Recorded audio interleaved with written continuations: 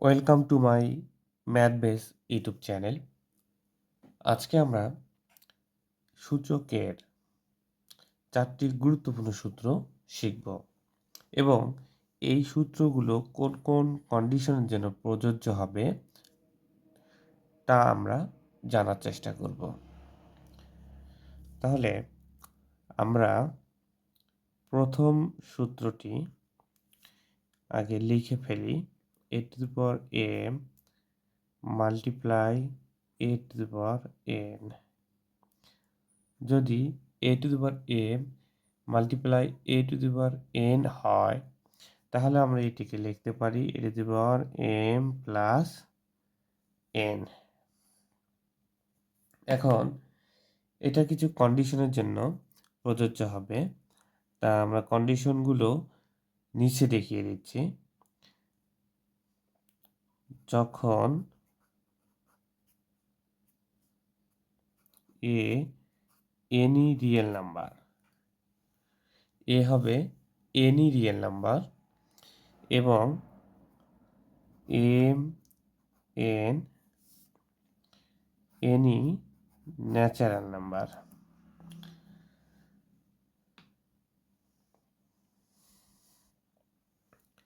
যখন আমার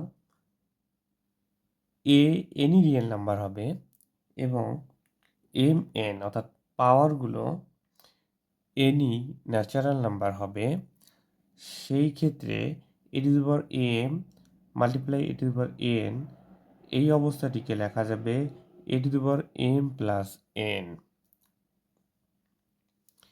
এখানে আমরা দেখতে পাচ্ছি যে বেসটি তখন সমান, হ্যাঁ, সেক্ষেত্রে পাওয়ারগুলো যোগ হচ্ছে।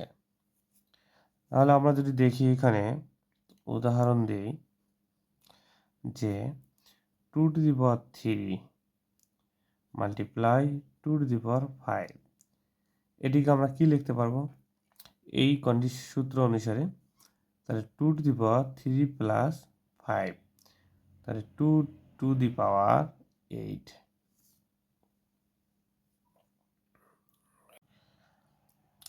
আমরা এখন দ্বিতীয় সূত্রটি দেখব। a to the power m ভাগ a to the power n হলে এটিকে লেখা যাবে a to the power m minus n।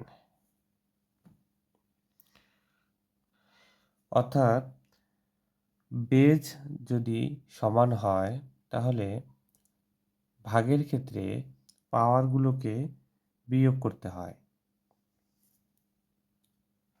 তবে এখানে একটি কন্ডিশন আছে, তা হলো এই এটিকে 0 হওয়া যাবে না, a নট ইকুয়াল টু 0, এবং এই m আর n ন্যাচারাল নাম্বার হবে, অর্থাৎ স্বাভাবিক সংখ্যা। এই কন্ডিশনের জন্য এই সূত্রটি আমাদের প্রযোজ্য হবে।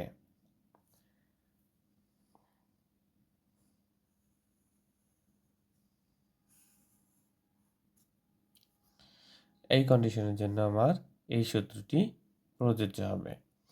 আমরা যদি এখন কিছু উদাহরণ দেখি,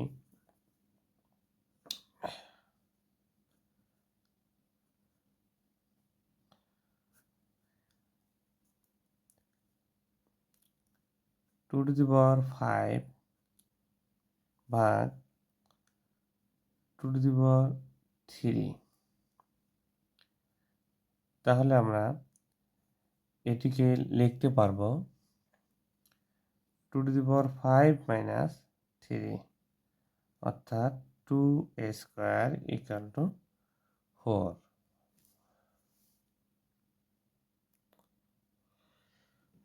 আমি সূত্রগুলোকে বক্স করে দিচ্ছি।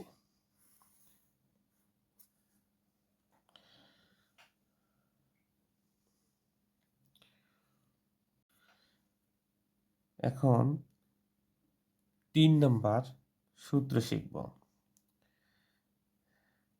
a to the power না, আমাদের তৃতীয় সূত্রটি হচ্ছে ab two the power n হলে এটিকে লেখা যাবে a to the power n b to the power n।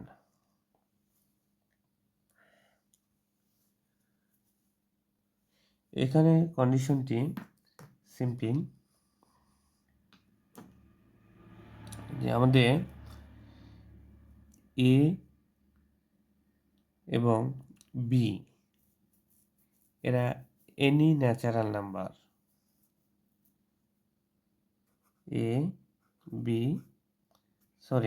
Any real number, এবং n আমাদের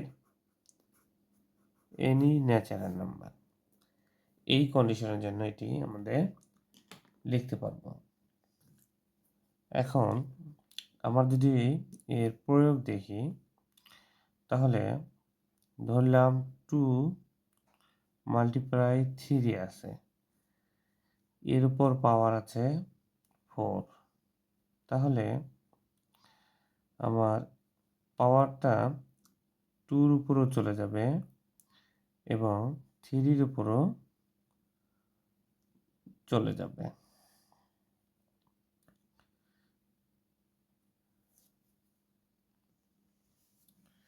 তাহলে আমরা এটিকে লিখতে পারবো কত, টু দি পাওয়ার 4 মানে হলো 16, এটি মানে হলো 81। এটিকে মাল্টিপ্লাই করে দিলে যা হয় তাই। এটাকে যদি আমরা বক্স করে দিই, তাহলে আমাদের ফর্মুলা 3 নম্বর ফর্মুলাটা হচ্ছে এটা। আমাদের চতুর্থ সূত্র,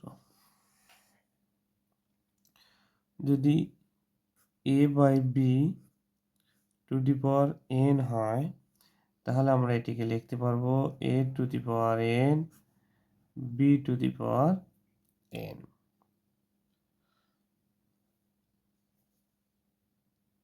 এখানে একটি কন্ডিশন আছে, সেই কন্ডিশনটি হল অর্থাৎ b নট ইকুয়াল টু 0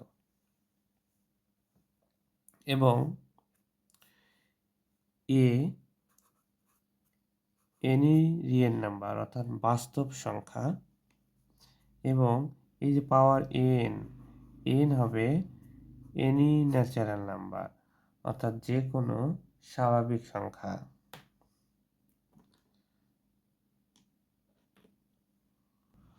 তাহলে আমাদের চতুর্থ সূত্রটি হলো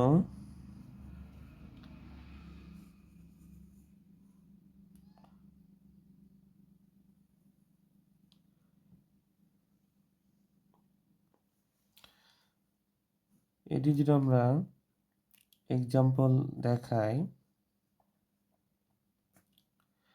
তাহলে আমরা লিখতে পারি যে 2/3 টু দি পাওয়ার 2, এটাকে লিখতে পারি 2 স্কয়ার 3 স্কয়ার অর্থাৎ 4/9।